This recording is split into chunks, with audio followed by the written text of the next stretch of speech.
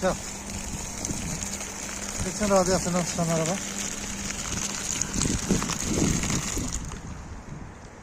Bu da alttaki var. Əsas alttaki, bak görsən o xırdalar bəs eləyir.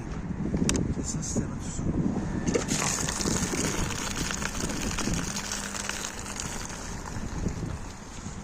Avtomobilin sistemi paslı. Sahibi pası görüp saxıtma yeri varmış. Bakın. Bu antifriz de paslı. Bakın oradan çıxartmışam, axır pensin şlampından gedir.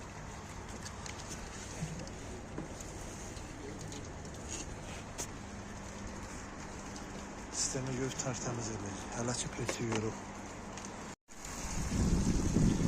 Ha, buradan pas gəlib ha. Gördün? Pasa var.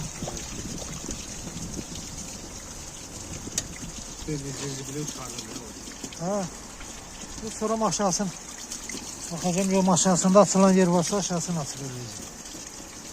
Ya burada var şey. Vardı. Ha, o belə yusun, abratka. Yukarıları yusun, sonra aşağını görün. Pas gəlir.